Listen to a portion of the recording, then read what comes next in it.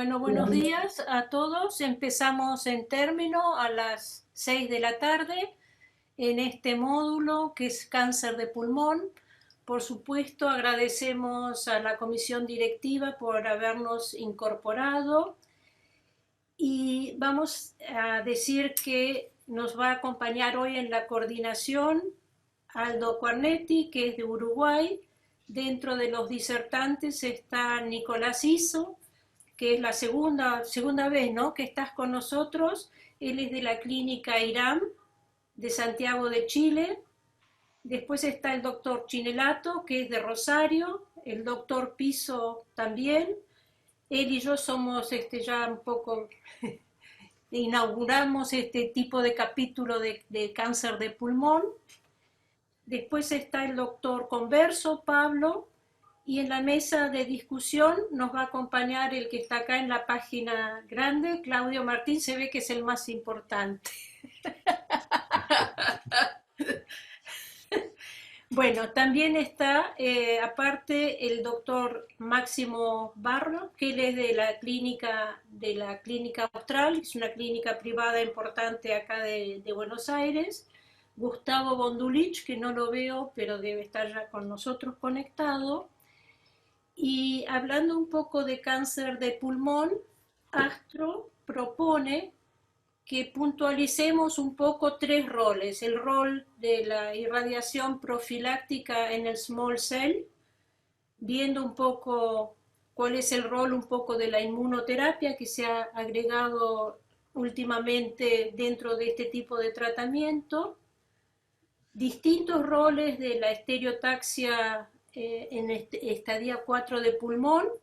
Y la verdad es que hoy tuvimos una introducción de oligometástasis que la hizo Gustavo Ferrari muy bien, y eso nos va a ayudar mucho a entender mucho mejor cuál es el rol de este tipo de tratamientos.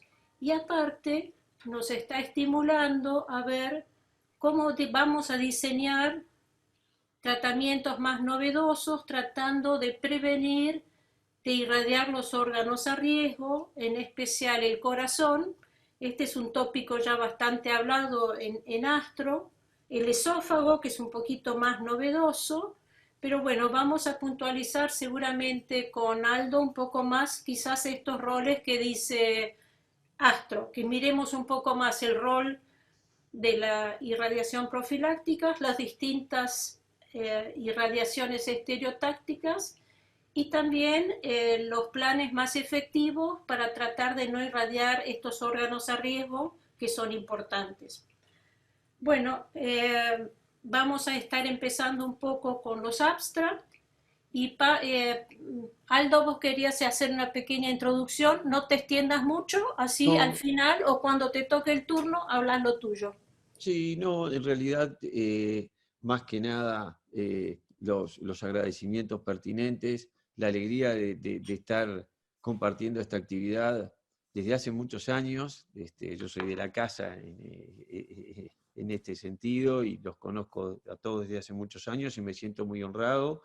Y no reiterar, repasar un poco lo mismo que Berta decía de los distintos tópicos.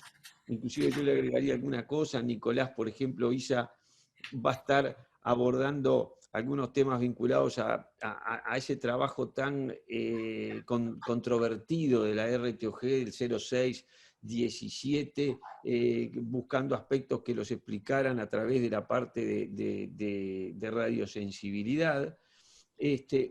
También la comparación que Nicolás hizo va a ser a través de técnicas de radioterapia, SBRT con radiocirugía en oligometástasis, radioterapia adaptativa versus radioterapia estándar, que lo va a abordar Alejandro Chinelato. También algunos trabajos vinculados a seguridad, eficacia y con los nuevos fármacos, como las asociaciones de HIPO, NIVO, secuencial concomitante, que va a estar Chinelato manejando también estos temas. Y los patrones de fallas, como muy bien decías, Berta, en relación a la utilización irradiación profiláctica en las pequeñas células extendidos. Y por último, estos temas de toxicidad cardíaca, con la novedad digamos, del dibujo de las zonas de calcificación y su impacto, y el trabajo a nivel que Carlos que va a presentarnos en relación a la protección esofágica en el Proactio. Así que bueno, yo creo que en ese sentido es hora de empezar con con las presentaciones. Y en ese sentido, Nicolás Sisa, estamos en hora porque son 18:05. Estaba previsto que empezáramos 18:10 la presentación de Nicolás. Así que Nicolás Isa, de la Clínica IRAM de Santiago, nos va a abordar el abstract 3 y el abstract 5. El abstract 3 del estudio RTOG 0617 y el abstract 5 en relación a radioterapia estereotáctica ablativa versus fraccionada, versus radiocirugía en oligo metástasis. Un estudio que tiene que ver con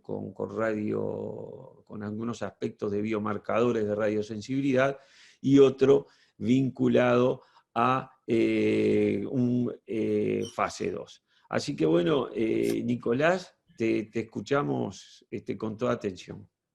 A mi amigo argentino de la SATRO, muchas gracias por la invitación. Les voy a presentar el módulo 2 de cáncer de pulmón. Soy el doctor Nicolás Isa, oncólogo radioterapeuta de la Clínica IRAM de Santiago de Chile. Los abstracts 3 y 5. El primer abstract es un análisis retrospectivo de un marcador de posible sensibilidad para cáncer de pulmón. Está tomado del RTOG 0617. Nosotros sabemos que el RTOG 0617 actualmente es el estándar de tratamiento de radioterapia en cáncer de pulmón para estadio 3, no células pequeñas, donde vemos que 60 Gray fue el brazo ganador en sobrevía global. La quimioterapia incluyó carboplatino, paclitaxel, esa fue la rama ganadora. Y el escalamiento de dosis y el cetuximab no tuvieron ningún beneficio. Esta es la última actualización publicada por Bradley en JCO 2019, diciembre. La hipótesis de este estudio es ver si estos pacientes del RTOG 0617 responden diferentemente de acuerdo a una clasificación genotípica. Así se hace un análisis de sensibilidad ante los pacientes, ¿cómo se llama?, sensibles, con la dosis de 60 sería suficiente, y mostrar que estos pacientes calificados como resistentes quizás se beneficien de la dosis de 74 Gray. Como material y método se buscó en las muestras de sangre que habían de este protocolo el gen RSC1 y RSC2, y se clasificaron estos pacientes como resistentes, y todas las otras combinaciones se tipificaron como sensibles. Como les dije antes, la población del estudio es la del RTOG 0617. ¿Cuáles son los endpoints primarios? Sobrevida global, endpoint secundario, sobrevida libre de progresión. Todo esto se hizo con estudios Kaplan-Meier y describe los demás sistemas estadísticos que se hicieron.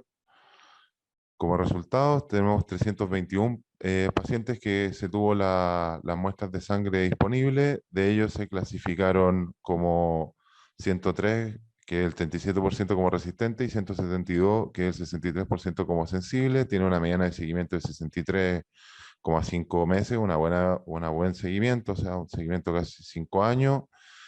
Dio a la población general una mediana de sobrevida de 25,6 meses, una sobrevida de penetración de 11,11 meses. O sea, es una población característica del estudio original del 0617. Si vemos las curvas de sobrevida, no nos debiese sorprender que los pacientes que ellos clasificaron como sensibles tienen mejor sobrevida con 60 Gray. O sea, el darle 74 Gray los dañó más. Y si vemos por el lado de la curva de sobrevida a los pacientes que se tipificaron como resistentes, esto no hubo diferencia estadística a los 64 y 74, pero si vemos aquí la curva se superpone a la otra. O sea, quizás estos pacientes se benefician. Y cuando le hicieron el análisis genotípico, vieron que los pacientes sensibles con 60 Gray era suficiente, casi estadísticamente significativo, y para los pacientes resistentes, 74 Gray tuvo un beneficio estadístico en sobrevida. Lo mismo vemos para sobrevida libre de progresión. Los pacientes sensibles con 60 Gray fue suficiente. Y cuando se tipificaron los resistentes, el dar 74 Gray equipara las curvas. O sea, quizás los pacientes 74 Gray se benefician al dar un poquito más de dosis. Cuando vemos lo mismo, para acá cuando se genotipifican, no hay beneficio en dar más dosis para los sensibles, pero sí para los pacientes cuando se tipifican como resistentes. Y aquí el beneficio es casi estadístico, es borderline, como sale muy bien en la parte de abajo. O sea, este estudio valida que este marcador genotípico como un marcador de radiosensibilidad, los pacientes sensibles, quizás con 60 Gray están bien y con 74 se dañan más. Los pacientes resistentes, cuando se hace esta tipificación genotípica, dosis de 74 Gray da mejor control tumoral, así lo parece, y quizás este marcador podría explicar como los resultados del RTOG, que como es una mayor población sensible, quizás se dañó mucha más gente de la que se pudo beneficiar con el escalamiento de dosis. O sea, esto tiene que seguir estudiándose. Como un análisis extra, les muestro aquí la curva de Bradley, publicada ahora con 5 años de seguimiento, que vemos que el brazo ganador de los 60 Gray tiene la mejor sobrevida, que llega a 3 años de bajo 50%, y en el análisis multivariado vemos que la esofagitis, el tener PTBs más grandes y el B5, estos últimos dos como variables continuas, son peores. O sea, con las mayores dosis se daña, y por eso tienen peor sobrevida. Y aquí tenemos el estudio PACIFIC, que es lo mismo que el RTOG 0617, o sea, 60 Gray con carboplatino paclitaxel y después adyuvancia de durvalumab. Con los mismos 60 Gray tenemos a 3 años casi sobrevidas casi el 60%, o sea, un 10% superior al estudio de RTOG. O sea, es difícil saber a quién darle, qué beneficio extra podría dar esta genotipificación. A ver qué se puede hacer, y eso se debe estudiar en un fase 3. La segunda presentación es el estudio SAFFRON, es el Stereotactic Ablative Fractionated Radiotherapy versus Radiosurgery for Oligometastatic Neoplasia to the Lung. Es un randomizado fase 2, presentado por Shankar Siva, es un tipo de australiano súper bueno, que tiene muchas publicaciones de este tema. La racionalidad es que 28 Gray versus 48 Gray en 4 fracciones tienen un alfa beta de 100, y con un alfa beta de 100 nosotros sabemos que alrededor de eso se controlan los tumores para cuando se hace CBRT. Es un estudio que tiene un buen tamaño, son 28 Gray en una fracción versus 48 en 4. Sus criterios de inclusión eran menor de 3 metástasis al pulmón de enfermedades no hematológicas, tumores de diámetro de menor de 5 centímetros, tumores no centrales mayor a 2 centímetros de vía aérea central, con primario controlado obviamente, y enfermedad intratorácica tratada. El endpoint primario era solo la toxicidad, porque tiene poquito seguimiento, tiene un año, y tiene 90 pacientes de total. Los métodos estadísticos están publicados antes, en el año 2016. Aquí mostramos la randomización, que son 90 pacientes, 1 a 1, 45 por lado. Las características de los pacientes, los dos grupos están archivente muy bien balanceados. Los primarios son colorectales, renales, pulmón, melanoma. Ahí está la histopatología, son ECOG 0,1, la mayoría de los pacientes tienen 1 o 2 metástasis, el grupo minoritario tiene 3, pero o sea, los grupos son súper balanceados. Eso sí, la única diferencia que tuvo en toxicidad de cualquier grado fue esofagitis y dermatitis por radiación, que fue mayor en el grupo fraccionado. El endpoint primario, que era la toxicidad grado 1, la rama 1 de 28 grados de una fracción no tuvo, tuvo 2 pacientes con efectos grado 3, y el 48 Gray en 4 fracciones tuvo un paciente solo con grado 5, y la toxicidad de grado 3 relacionadas con el tratamiento de un año, que era el brazo 1 tuvo 5%, el brazo 2 3%, o sea, lo mismo. Y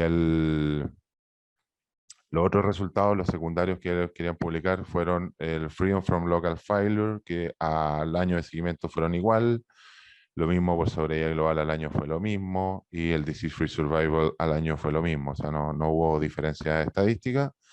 Y la discusión es que cumplió el endpoint primario, que era lo primero, que era la seguridad, y para los endpoints secundarios necesitamos más tiempo, como dice ahí, for pick the winner, que es para elegir el ganador de los dos.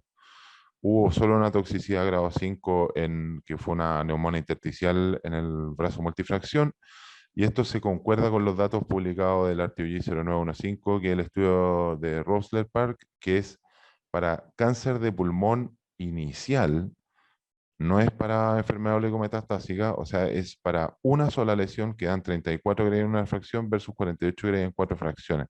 Por eso acá el brazo es mayor, es 34 Gray, porque uno solo, acá recordemos que son 28 Gray, pero es hasta 3 lesiones. Y acá como conclusiones, ambas ramas parecen tener una toxicidad aceptable para una oligometástasis. Los resultados están aún inmaduros, a un año, y tiene la gracia este estudio que muestra que como es seguro y estamos en pandemia, somos de Latinoamérica, o sea, tratar en una fracción para nosotros es un gran beneficio versus 4 fracciones. O sea, nos ayudaría a ahorrar, a tener mayor cupo en máquina, pues podríamos tratar más pacientes. O sea, es costo efectivo por donde se mire. Y esos son mis 2 abstracts. Muchas gracias. Buenas tardes, soy el doctor Alejandro Chinelato, radiooncólogo de la ciudad de Rosario. Bueno, dentro del módulo 2 del cáncer de pulmón, tengo que hablar del ACTRA 147, que es un estudio randomizado en fase 1, que evalúa el estudio concurrente o secuencial de radioterapia combinada con ipilimumab, nivolumab, en pacientes estadio 4 de pulmón no células pequeñas. Esta es una imagen ilustrativa de la potenciación de la radioterapia más la inmunoterapia, generando aumento de la potencia de los efectos inmunogénicos. La definición del efecto Scopal, que ya todos los radiooncólogos estamos bastante familiarizados, y el endpoint del trabajo evalúa la seguridad de los tratamientos combinados de los inhibidores del checkpoint nivo-ipi, más la radioterapia con SBRT, secuencial o concurrente, en tratamientos en primera línea con pacientes con cáncer de pulmón estadio 4 no células pequeñas. Dentro de los criterios de inclusión e exclusión, destaco que tienen que ser ECOG 0 y ECOG 1, tener una enfermedad medible por RECIST de al menos 2 lesiones metastásicas que se pueden tratar con SBRT, y que el tamaño tumoral debería ser de 0.25 a 0.65 centímetros. Y si tienen metástasis cerebrales, tenían que estar previamente tratadas, y se podían incluir con metástasis cerebrales de menos de 3 milímetros, pudiendo observarse y no hacer ningún tratamiento. No pueden ingresar pacientes con corticoterapia. El diseño del estudio, bueno, se hace en la randomización, se hace biopsia, el N fue de 35, el N de la rama secuencial fue 19, y de la concurrente fue 16, ambas ramas hicieron SBRT en 2 a 4 metástasis, la concurrente lo hace concurrente, valga la redundancia, con la inmunoterapia nivo e IPI, y la dosis administrada fue de 45 a 50 Gray en 3 a 5 fracciones. Posteriormente se biopsian ambas ramas, y la rama secuencial posteriormente suma la nivo más IPI 1 a 7 días después de haber terminado la SBRT. Se controla con imágenes al segundo ciclo y cada 2 ciclos hasta progresión, toxicidad o completar los 2 años. El enrolamiento del total de los pacientes que se habían randomizado, el 27% presenta metástasis del sistema nervioso central. Dentro de los efectos adversos, el concurrente un total de 38, el secuencial un total de 29. Esta tabla habla de los tiempos a la progresión y el PFS y hace la comparación entre el secuencial y el concurrente. El recit del resultado global de la irradiación de las lesiones target, y la tabla muestra la reducción de un 30% del tamaño tumoral, pero con la progresión de las lesiones no target y la aparición de nuevas lesiones. El PFS fue de 6.16 meses, y la sobrevida global, que es de 31 meses, comparado entre la rama concurrente y la rama secuencial. Acá, esta muestra la comparación de la sobrevida global en pacientes con expresión o no APDL1 mayor al 50% o menor al 50%, y no hay una diferencia significativa en la sobrevida global con un P de 0,65. Bien, la corte de la metástasis en el sistema nervioso central, la conclusión es que el tratamiento combinado de IPI y NIVO con la SBRT extracraneal de múltiples sitios vino a quedarse como un tratamiento exitoso y estratégico en pacientes con metástasis en el sistema nervioso central al momento del diagnóstico. Y la corte de la metástasis, como conclusión del tratamiento combinado de IPO y NIVO con SBRT en múltiples sitios craneales y extracraneales, tienen un resultado garantizado que está demostrado en varios estudios. Estas son imágenes que hacen la comparación de los volúmenes de reducción y de las lesiones en 3 meses de tratamiento, y habla y plasma el efecto de la citorreducción y el efecto ASCOSPAD. Conclusión. Datos iniciales del estudio clínico y la experiencia sugiere que los pacientes que hacen tratamiento concurrente tienen mejor respuesta, que la ausencia de la hiperprogresión se evidencia con el tratamiento concurrente en pacientes tratados o no tratados previamente, que la respuesta es duradera y que tienen sobrevida global a la quimioterapia de al menos 18 meses. El Deep Learning, que habla de los algoritmos en el tratamiento de radioterapia, y se ven diferencias significativas en la citorreducción como secundario al efecto abscopal, y la rama favorecida es la del tratamiento concurrente, aún más en aquellos pacientes con lesiones metastásicas no irradiadas previamente, y basado en la baja toxicidad y en la mejoría en la citorreducción. En esta rama, que es para dar pie a una segunda fase. No nos olvidemos que este estudio era fase 1.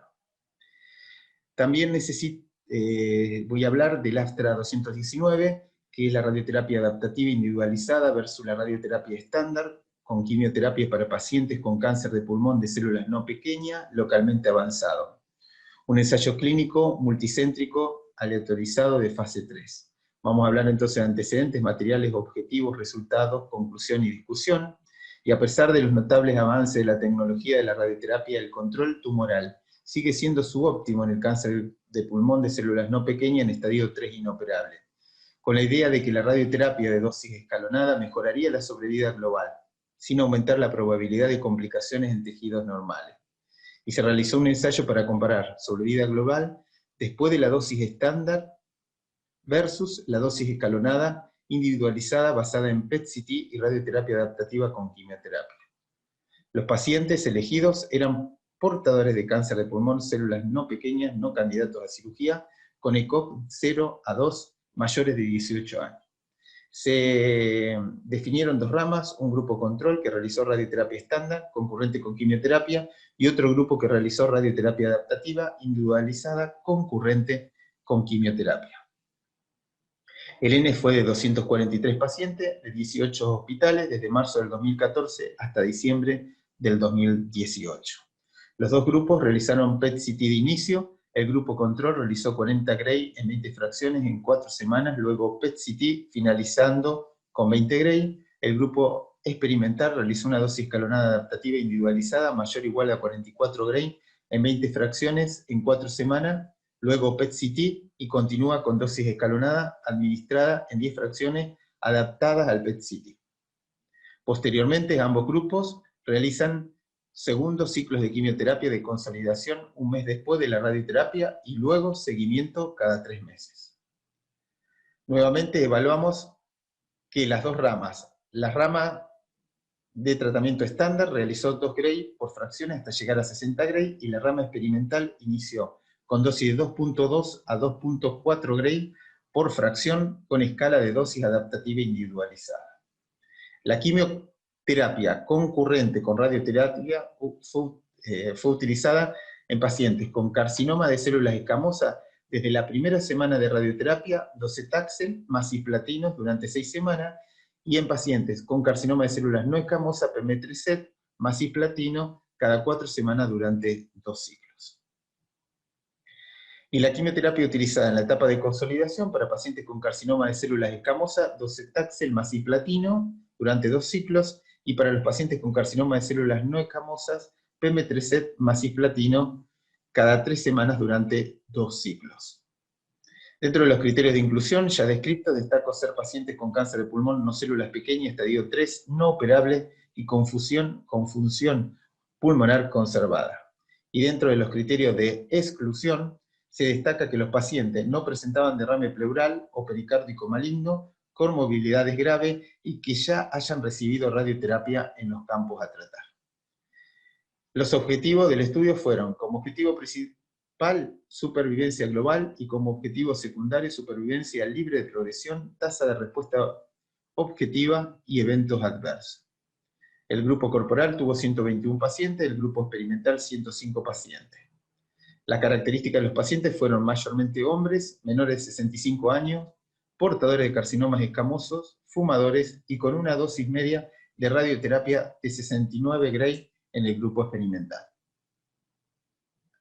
Llegamos entonces a evaluar los resultados donde observamos que se cumplió ampliamente el objetivo primario de aumento de la sobredosis global, siendo de 28 meses versus 44.6 meses en el grupo experimental.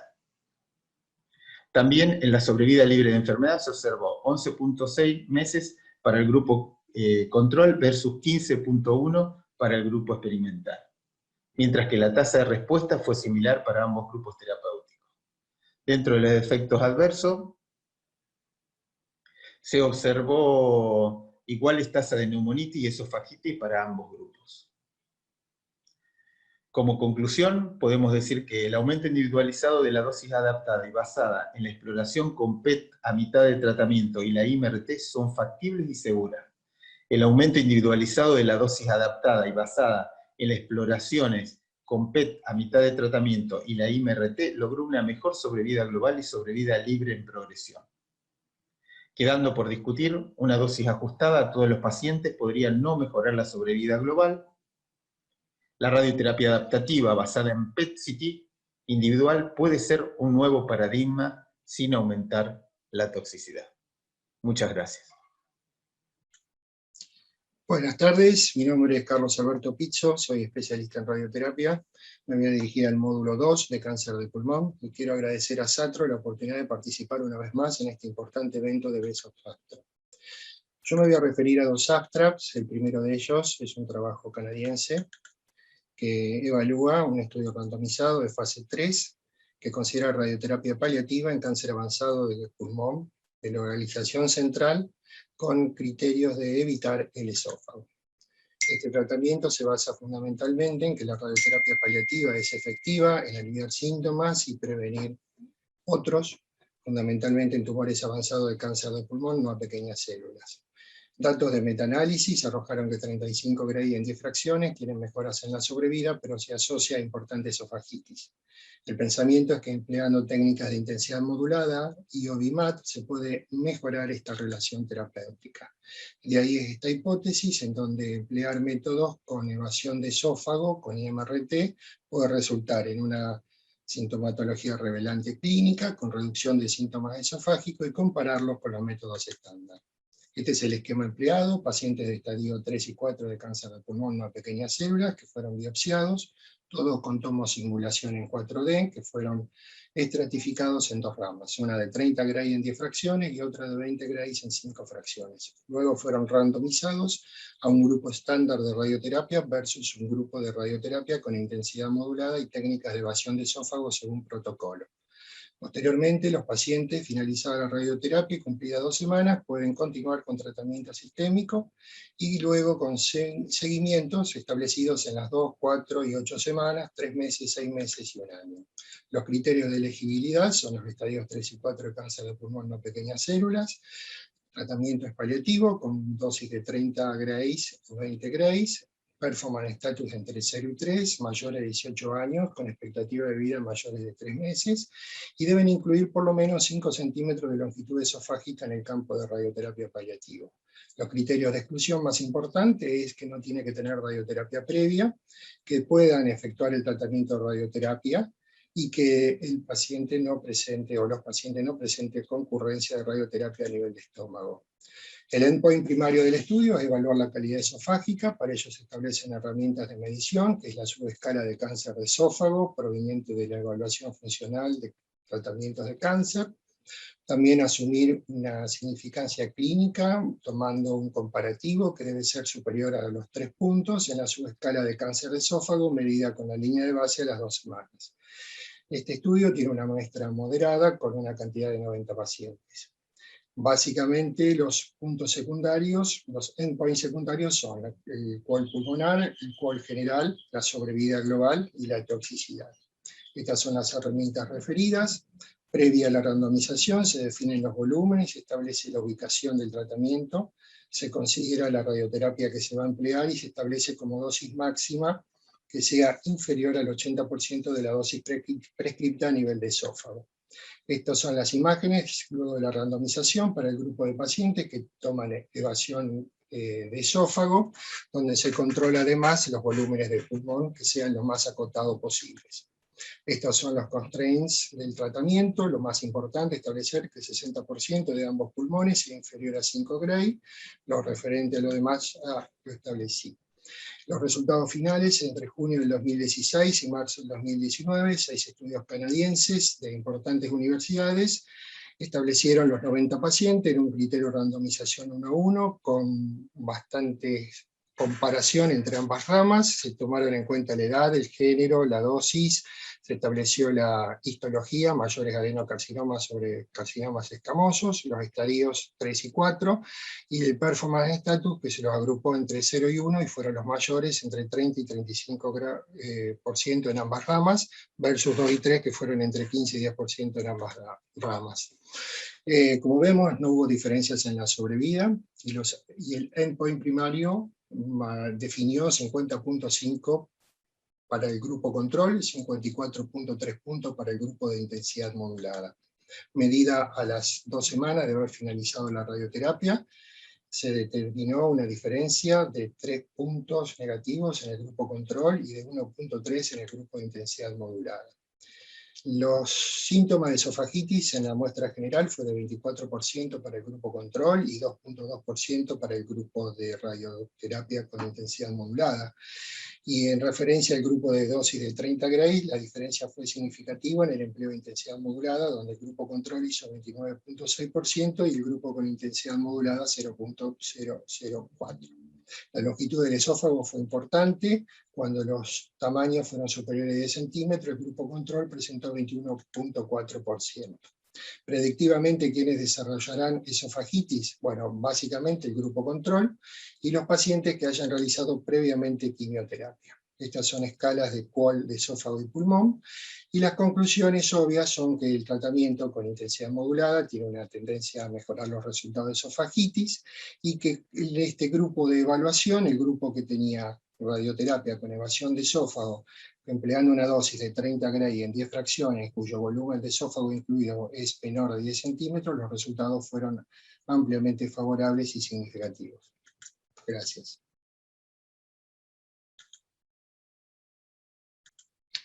Bueno, voy a continuar con el segundo trabajo. El segundo trabajo, que aquí lo vemos, es un estudio de evaluación de patrones de progresión de enfermedad, luego de emplear carboplatino de topósido más atezolizumab en pacientes con enfermedad extendida de cáncer de pulmón de pequeñas células. Básicamente este trabajo se basa en el IMpower 133 que se publicó en el 2018, donde estableció como tratamiento estándar el agregado de inmunoterapia a la quimioterapia tradicional, dado los resultados beneficiosos que se evaluó en la sobrevida de los pacientes. Básicamente un estudio previo, el IMpower 150, también demostró que el agregado de atezolizumab al bevacizumab, al carboplatino y al paclitaxel producía beneficios significativos en demorar el inicio de nuevas lesiones a nivel del sistema nervioso central. Este es el IMpower 133, básicamente es un estudio que involucra a pacientes con enfermedad extendida de cáncer de pulmón de pequeñas células, que lo mide por RECIST, que tiene un performance status entre 0 y 1, que no ha tenido radioterapia, no ha tenido tratamientos sistémicos previos, y que los pacientes con tratamiento asintomático de sistema nervioso central podían ser incluidos en el tratamiento. La estratificación por sexo, edad y por metástasis cerebrales, estableciendo si están presentes o no. Fueron randomizados en un esquema de 1 a 1, se reclutaron 403 pacientes, las ramas fueron atezolizumab más carboplatino más etopósido, seguido por atezolizumab como mantenimiento, y se suspende cuando había progresión de enfermedad, falta de eficacia o toxicidad. Fueron 4 ciclos de 21 días cada uno, el grupo placebo similar al atezo, empleando placebo, y los mismos criterios. Los endpoints fueron la sobrevida global y la distancia libre de enfermedad, y los análisis exploratorios tuvieron que ver con el tiempo de la aparición de progresión en radioterapia intracraneal y los patrones de enfermedad, de progresión de enfermedad medidos por el método de RECIST. El tiempo de progresión intracraneal fue definido como el tiempo desde la randomización hasta el desarrollo de nuevas lesiones. Este es el esquema de los pacientes con lesiones que realizaron radioterapia profiláctica intracraneana. Vemos que es el 11% de la población y son bastante parejos en las dos ramas. Aquí vemos el tiempo de progresión intracraneal en toda la población. Hay pacientes, el grupo que hizo atezo versus el grupo que hizo placebo, existe una gran diferencia entre 20.2 a 10.5 meses, con un P significativo. Aquí vemos el tiempo de progresión intracraneana, pero en los pacientes que no recibieron radioterapia intracraneal, vemos que se sigue manteniendo la diferencia en favor del grupo de atezo entre 16.7 y 9.8 para el placebo. Estos son los patrones de progresión de enfermedad. Vemos que sigue siendo de importancia el sitio de origen de la lesión, y también el sitio de metástasis más frecuente es el cerebro, entre otros sitios como son los nódulos linfáticos e incluso hígado. En todos ellos se observa un aumento en el grupo de placebo en cuanto a progresión de enfermedad, y menor para el grupo que hace el tratamiento de inmunoterapia y quimioterapia. Las conclusiones de este trabajo es que el IMpower 133 determinó que se puede lograr una demora en nuevas lesiones a nivel del sistema nervioso central, por lo tanto es superior al placebo y es una potencial eficacia en el efecto a nivel de prevención, de demora y de eficacia a nivel del sistema nervioso central. El grupo más dominante de progresión de enfermedad tuvo que ver con el sitio inicial de enfermedad, y se mantiene que este estudio exploratorio sugeriría que emplear radioterapia paliativa a nivel del tórax en los sitios iniciales o en los sitios de metástasis podría beneficiar un resultado en este grupo de pacientes con tumores extendidos de cáncer de pulmón que reciben quimio e inmunoterapia. Bueno, muchas gracias. Buenas tardes a todos. Soy el doctor Pablo Converso, médico especialista en radioterapia, y vengo a compartir con ustedes 2 trabajos en el módulo de cáncer de pulmón. El primer trabajo que voy a comentarles es un estudio que se realizó para evaluar si las calcificaciones de la arteria coronaria son un factor de riesgo para la toxicidad cardíaca en los pacientes con cáncer de pulmón no microcítico estadio 3 tratados con radioterapia. ¿Cómo podemos equilibrar la dosis de los órganos de riesgo? La ERTIO-GI 0617 estableció el orden de prioridad en la evaluación de los órganos de riesgo.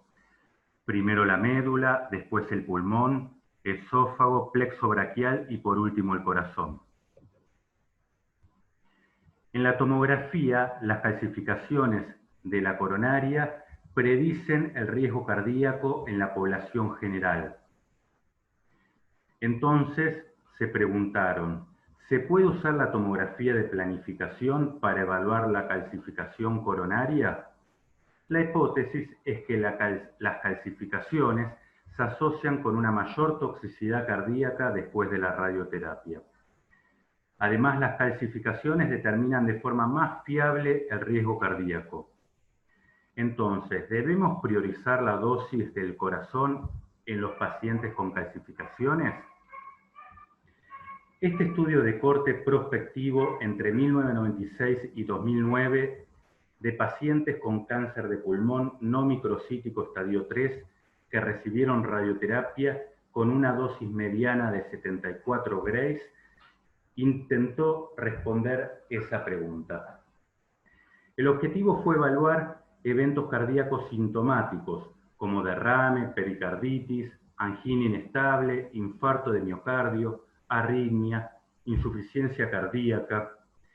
Las variables fueron la dosis cardíaca y el riesgo cardíaco. Las calcificaciones se cuantificaron con la tomografía de planificación, con respiración libre y sin contraste. Según el volumen de calcificaciones, se clasificaron en sin calcificaciones, con bajo o alto nivel de calcificaciones. Los resultados fueron que de los 109 pacientes, 14% tenían antecedentes de enfermedad coronaria y el 59% calcificaciones en la arteria coronaria. De los pacientes que no tenían calcificaciones, el 7% tuvo eventos cardíacos. Los de baja calcificación, con menos de 2 centímetros cúbicos de calcificaciones, el 29% tuvo eventos cardíacos.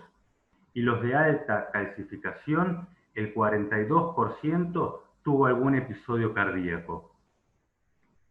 Entonces, si hacemos un análisis univariado de los pacientes con baja y alta calcificación coronaria, podemos observar un valor de probabilidad estadísticamente significativo con un riesgo relativo elevado, un riesgo que aumenta con el estudio multivariado.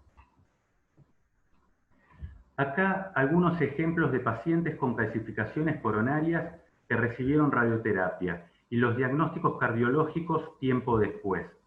Los 3 casos tenían altos niveles de calcificación previos al tratamiento radiante y padecieron de infarto de miocardio que requirió bypass, derrame con fibrilación y arritmia. Las conclusiones a las que arribaron fue que la enfermedad cardíaca suele estar subestimada en los pacientes con cáncer de pulmón. El 50% de los pacientes tenían calcificaciones en las coronarias y el 15% tenía enfermedad coronaria conocida.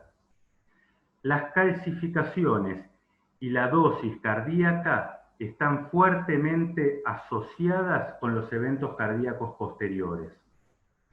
Es importante observar las calcificaciones durante la planificación de la radioterapia, porque podría ayudar a personalizar la dosimetría en los órganos de riesgo.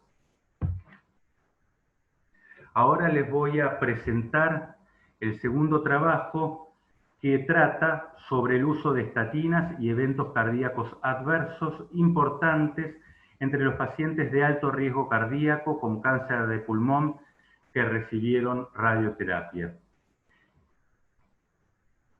El objetivo fue evaluar el uso de estatinas en pacientes de riesgo cardíaco y cáncer de pulmón de células no pequeñas localmente avanzado. Identificar subgrupos de pacientes para quienes se justifican estrategias más agresivas para mitigar el riesgo cardíaco. Se realizó un estudio retrospectivo con 748 pacientes con cáncer de pulmón y tratados con radioterapia, y se analizó la mortalidad por todas las causas. Además, se definió el alto riesgo cardíaco como la escala de Framingham mayor de 20% o enfermedad coronaria preexistente. Los resultados fueron que entre los pacientes de alto riesgo cardíaco, 496 pacientes, el 51% estaba usando estatinas. Aquellos en tratamientos con estatinas fueron significativamente más propensos a tener hipertensión, hiperlipidemia, diabetes, antecedentes de tabaquismo, diagnóstico de enfermedad coronaria. Después del ajuste por factores de enfermedad cardiovascular y otros factores pronósticos, se concluyó que la terapia con estatina estaba asociado con un riesgo significativamente mayor de mortalidad por todas las causas, pero no eventos cardíacos adversos importantes. Entre los pacientes que nunca habían recibido estatinas, las dosis cardíacas media mayor de 10 Gray frente a menores de 10 Gray se asoció con un riesgo significativamente mayor de mortalidad por todas las causas. Sin embargo, la sobrevida global no difirió según la dosis cardíaca entre los que recibieron tratamientos con estatinas. ¿Qué podemos concluir? Que solo la mitad de los pacientes de alto riesgo cardíaco estaban en tratamientos con estatinas. Las dosis cardíacas medias elevadas, mayor de 10 Grays, se asoció con un mayor riesgo de mortalidad para todas las causas en pacientes que no habían recibido estatinas, pero no entre los que estaban en tratamientos con estatinas. Las estatinas pueden mitigar los efectos adversos de una dosis alta de radioterapia cardíaca. Sin embargo, su efecto sobre la supervivencia en el cáncer del pulmón justifica una evaluación prospectiva. Se identificó un subgrupo de pacientes de alto riesgo cardíaco, no tratados previamente con estatinas, para quienes se justifican estrategias para disminuir el riesgo cardíaco. Representan una población de riesgo cardíaco claramente elevado, debido a factores de riesgo basales y a la exposición de radiación cardíaca, con una necesidad de optimizar la terapia médica. Muchas gracias. Hasta luego.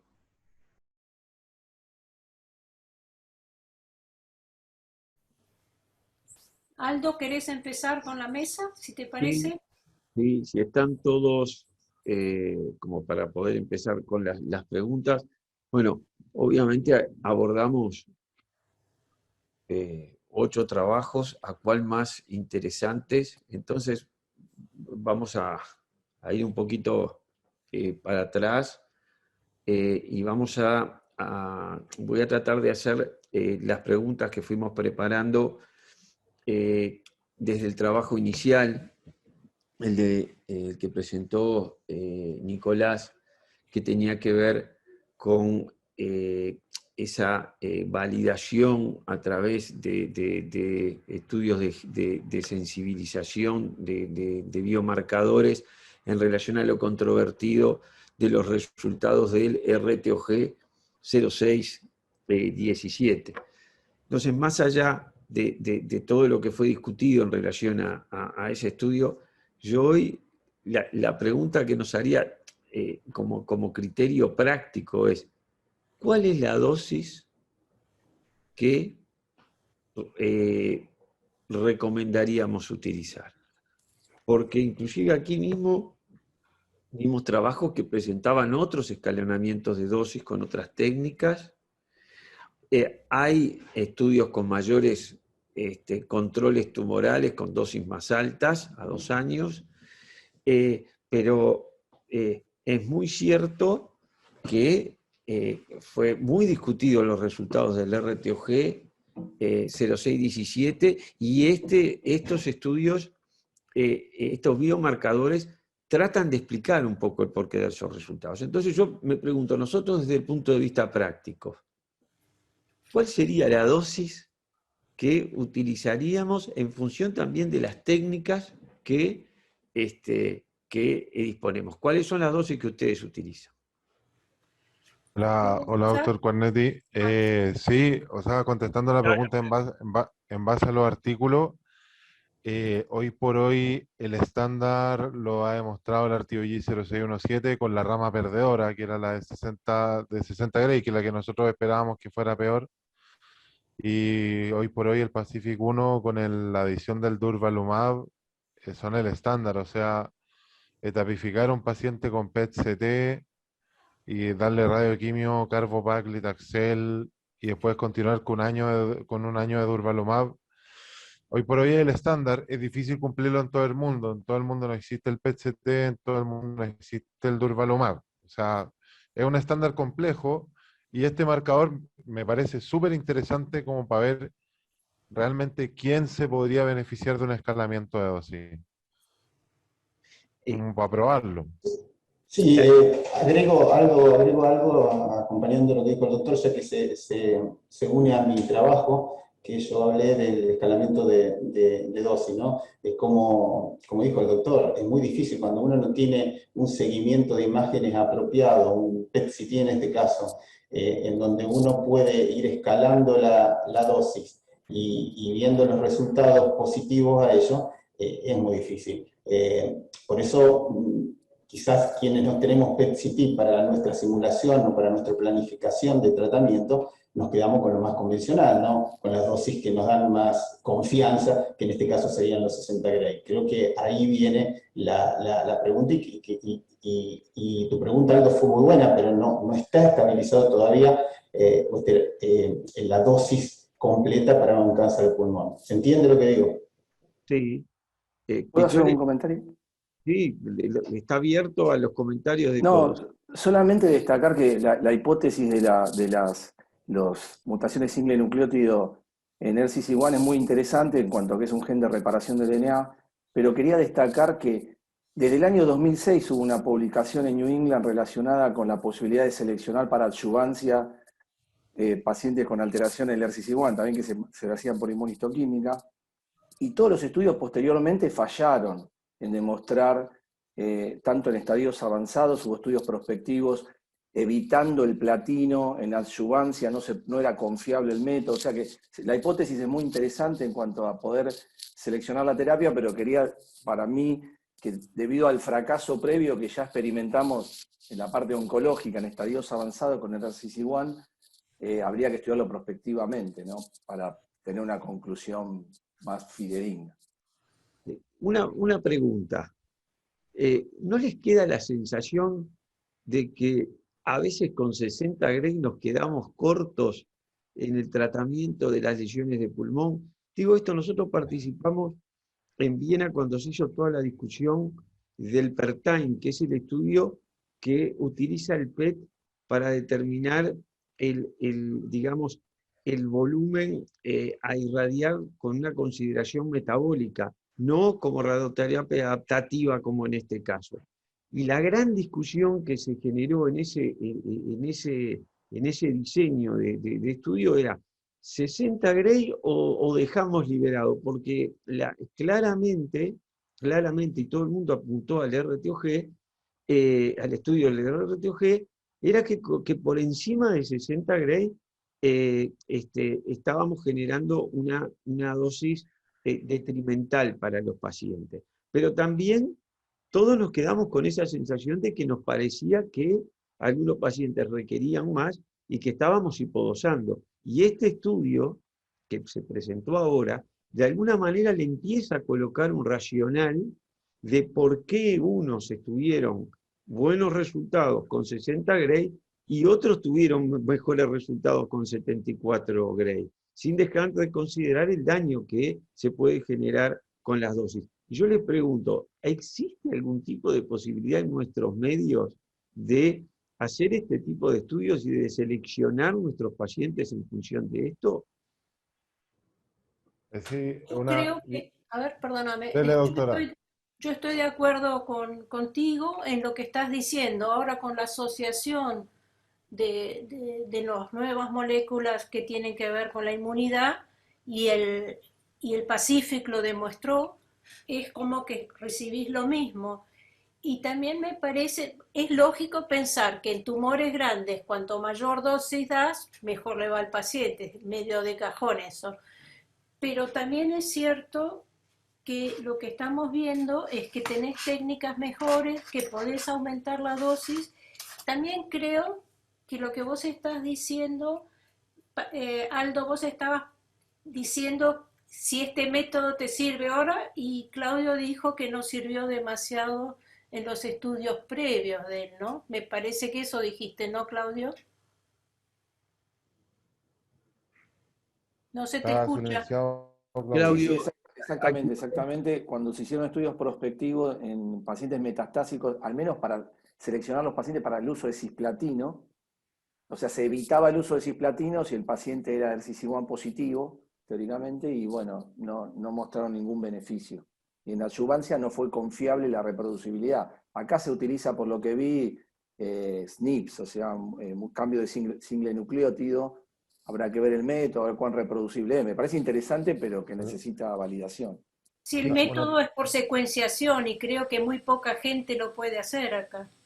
Sí, una cosa, y el Pacific, en base al RTOG a 3 años, que es el seguimiento que tiene el Pacific establecido, tiene ya un 10% de beneficio en sobrevida. O sea, mejorar un 10% de beneficio en sobrevida es muy difícil en oncología, con el método que sea.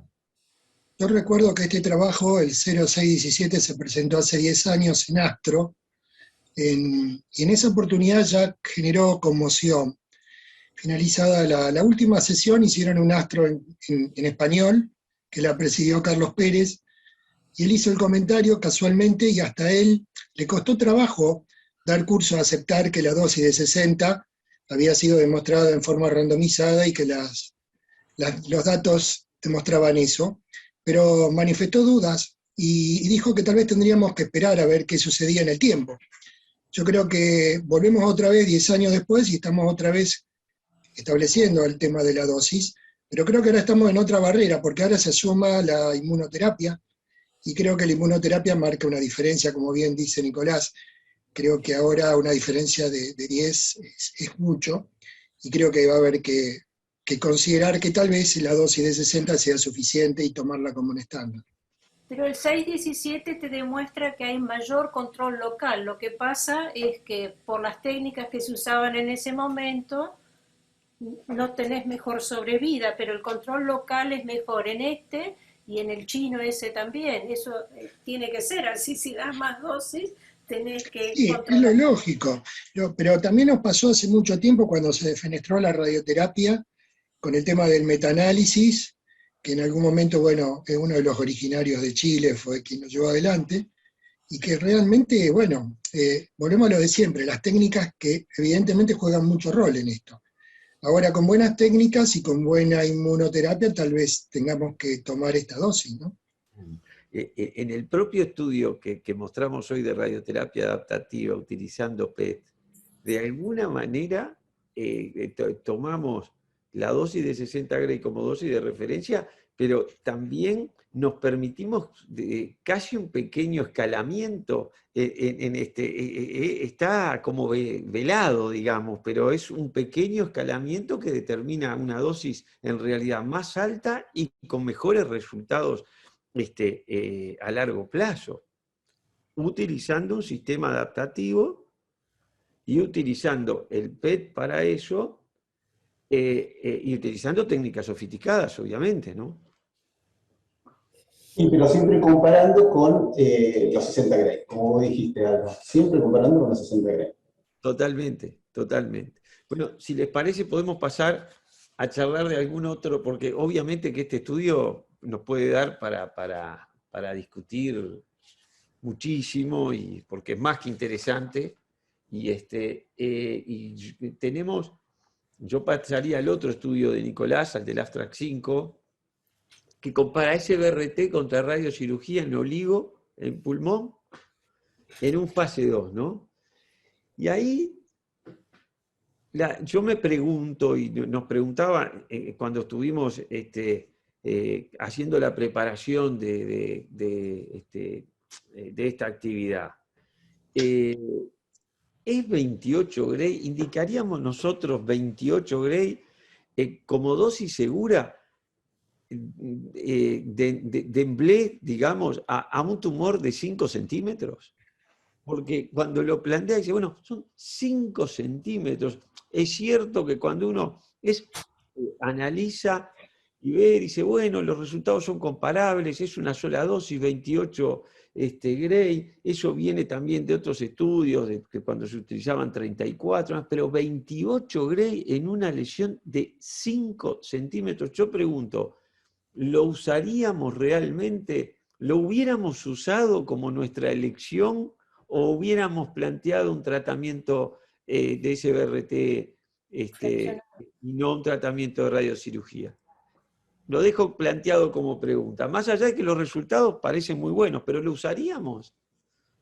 Mire, doctor, yo cuando empecé la beca con el doctor Baeza y todos sus conocidos, que son mayores que usted, le tenían como mucho miedo a los tratamientos de estereotaxia. A mí me tocó ir la transición y todos teníamos miedo a hacer este tipo de cosas, pero con escáner 4D, con simulaciones con PET, con control respiratorio, y si tenemos buenos protocolos que den los constraints, nosotros hacemos para los oligometastásicos que tienen una sola lesión, le hacemos 34 Gray en una fracción.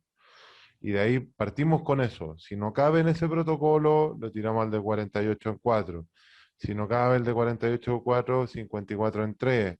Perdón, 54 en 3, 48 en 4 y después el 60 en 8, que es el último, es el más seguro de todos.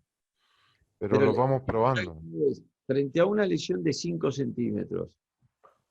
Eso es lo que le estaba contando, que así que lo vamos probando. Si cabe dentro del protocolo y cumple los constraints, le damos. Quiten los constraints, que ese es un poco el concepto a lo que quería llegar, ¿no? Decir, bueno, ya, no es que haya tamaño, es que hay constraints. O sea, en realidad Eso. nos manejamos conceptualmente por los constraints y no por el tamaño de la lesión. Que es un concepto que empieza a cambiar, porque siempre dijimos, bueno, lesiones de volumen, lesiones de 4 o 5 centímetros, siempre nos orientábamos a fraccionarlas y no hacer una dosis única. O sea, que yo creo que el mensaje que tiene este trabajo, si bien todavía creo que resta complementarlo y analizarlo bien, porque es un fase 2, etcétera, etcétera, es, señores, pensemos en este tipo de lesiones de 5 centímetros que si los constraints nos permiten y tenemos todas las herramientas tecnológicas para hacerlo, lo podemos hacer. Porque una lesión de 5 centímetros con una mínima movilidad también termina generando un volumen muy importante para irradiar en una sola fracción. No sé qué piensa el resto. ¿Puedo preguntarle al doctor, a nuestro cirujano, así también Gustavo participa, si él ve algún rol en esto de las resecciones quirúrgicas de las metástasis en pacientes en estadio 4. Hola Berta, buenas tardes. Es un placer estar acá hoy con ustedes, verla a Berta, Aldo, a Claudio Martín, y mis felicitaciones a los presentadores, porque la verdad que hoy aprendí bastante y estuve haciendo algunas anotaciones. Respecto a lo que dice Berta, respecto a la cirugía, voy a intentar transmitirles cuál es la visión del cirujano, de un cirujano práctico que ha tratado de operar tumores a lo largo de estos años y de trabajar en forma multidisciplinaria, como solíamos decir, de la mano con los oncólogos y con los radioterapeutas. A ver, un 7 o un 10% de paciente con oligometástasis puede ser candidato a cirugía. El tema está en seleccionar muy bien, y ahí vuelvo a lo de lo multidisciplinario, cuál es el paciente que se va a beneficiar con cirugía. Y entonces,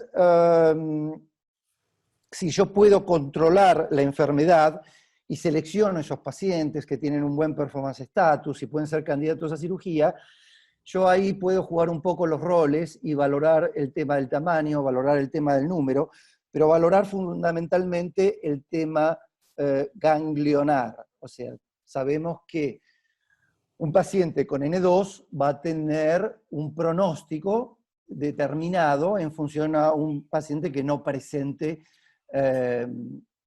adenopatías mediastinales. Quiero decir, yo puedo hablar de enfermedad oligometastásica con 1 a 5 metástasis, con un tumor primario controlado o potencialmente controlable con terapias ablativas, siempre y cuando yo no tenga ganglios en mediastino, porque lo que está demostrado hoy por hoy, que una oligometástasis metacrónica es una cosa y tiene un pronóstico de sobrevida a 5 años determinado, una oligometástasis sincrónica sin N-mediastinal es otro tema, y una oligometástasis con adenopatía mediastinal, la sobrevida, por supuesto, es mucho menor. Con lo cual, la visión del cirujano estará no solo en resecar la lesión, sino en valorar cuáles son los criterios de operabilidad. Y en esos criterios de operabilidad yo definiría no N2, tumor primario controlado, como acabo de decir, o potencialmente controlable, y tener la certeza de que yo, como cirujano, esa lesión la voy a poder extraer, no dejar, digamos, lesión residual, valorar que esa lesión yo la pueda extraer. Ahora bien, así como la radioterapia a lo largo de los años ha modificado las nuevas tecnologías, han permitido hacer más cosas, lo mismo con la oncología, con las nuevas drogas, y hoy por hoy hablando de inmunoterapia, la historia ha cambiado. La cirugía, los tratamientos también se han adaptado, porque, a ver, cuando yo empecé, y en la residencia y en el fellow hacíamos lobectomías a cielo abierto, y en la visión del cirujano oncológico torácico no entraba a hacer cirugía en menos. De hecho, la videotoracoscopía en mis comienzos era considerada solo para la patología pleural.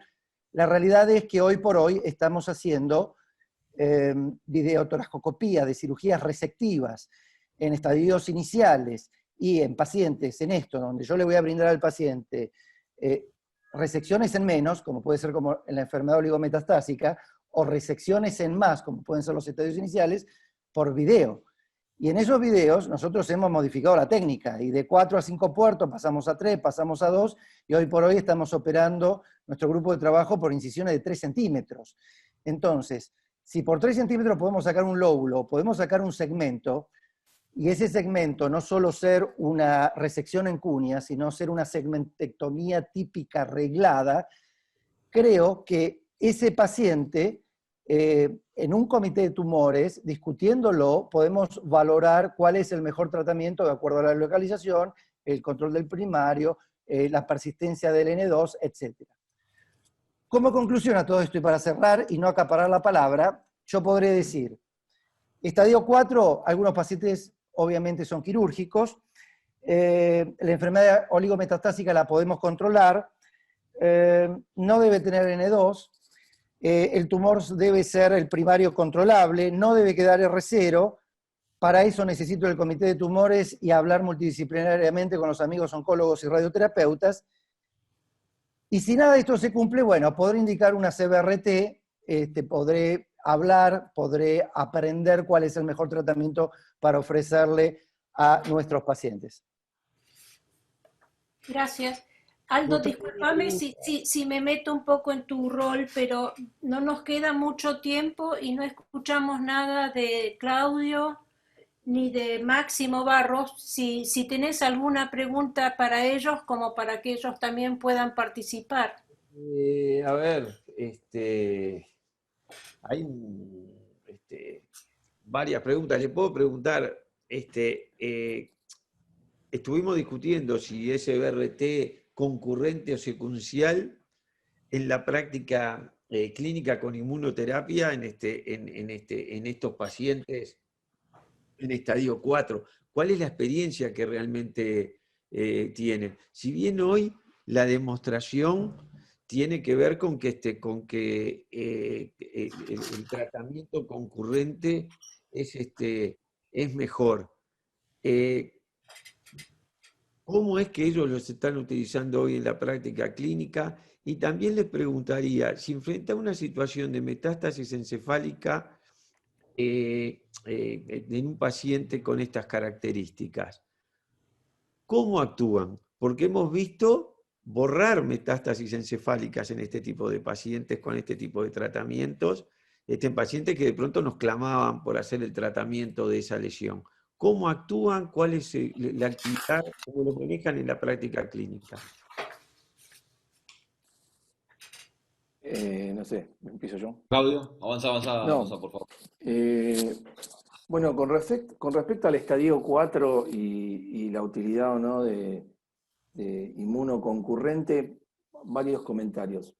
Con respecto a la oligometástasis, uno de los problemas que tenemos precisamente que no hay estudios por lo menos fase 2 randomizados o fase 3 que hayan mostrado beneficio con los pacientes que hacen inmunoterapia, con las terapias más agresivas.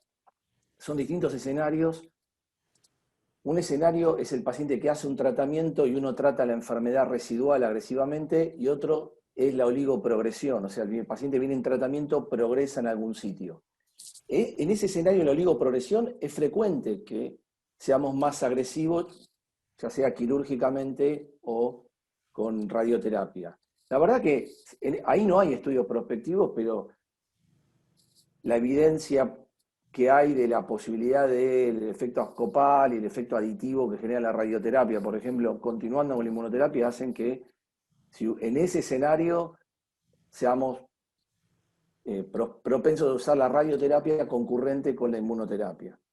Pero hay que destacar que los estudios con inmunoterapia excluyeron generalmente la posibilidad de los pacientes tienen que terminar la radioterapia, dejar pasar 15 días y recién pueden empezar. Pero en oligoprogresión sí. Con respecto a las metástasis cerebrales, cada vez, al principio tenía muchos miedos de usar la inmunoconcurrente con la radiocirugía. La verdad que hay que seleccionar los pacientes.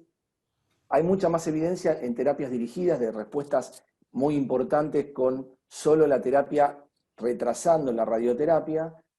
Si el paciente tiene muy pocas lesiones, PDL1 muy alto, que uno supone que puede haber una respuesta, puede retrasar la radioterapia, pero yo particularmente, si voy a usar inmunoterapia y el paciente tiene lesiones, obviamente tiene manifestaciones clínicas o lesiones un poco grandes, prefiero hacer radiocirugía primero y después hacer la inmunoterapia.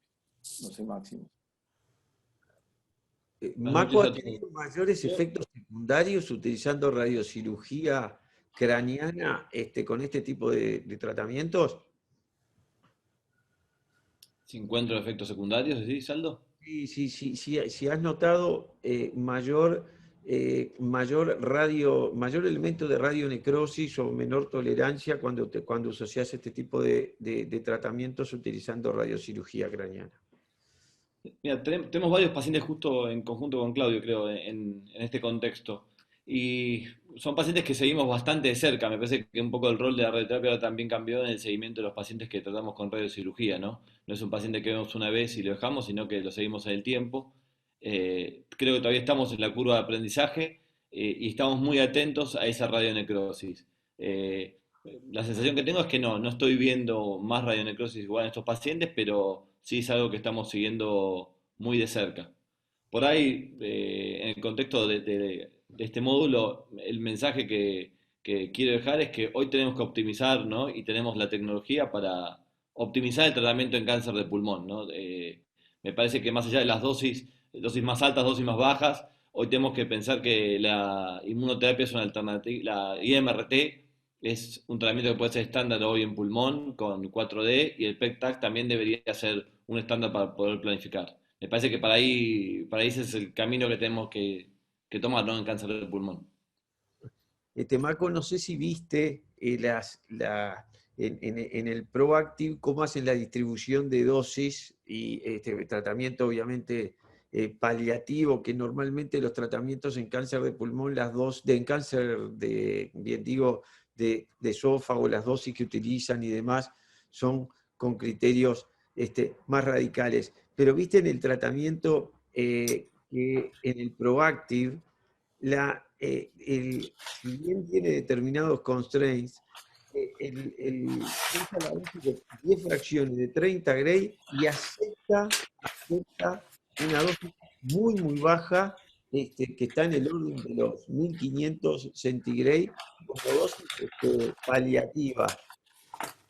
¿Qué sensación tenés? Porque la hace todo con intensidad modulada. Aldo, perdóname, estamos como... ¿Ya estamos en el tiempo? Sí, porque en 5 minutos empieza la otra charla, así que preguntarle lo que quieras a quién le estás preguntando. Ah, perdón. No, el ProActive, el que traté yo, básicamente lo que hay es una tendencia a bajar las dosis de las guías del NCCN. Básicamente el trabajo no encuentra grandes diferencias entre 30 y 20 Gray, utiliza un sistema de constraint donde va a una dosis más baja todavía. Yo creo que es la tendencia, tratamiento paliativo, cáncer de pulmón, pequeñas células, extendido, un tumor muy sensible a la radioterapia. Y bueno, los resultados que ellos mostraron realmente no hubo diferencias en la sobrevida entre usar 20 o 30 Gray. Sí. Básicamente fue similar, entonces es como que la tendencia es bajar la dosis.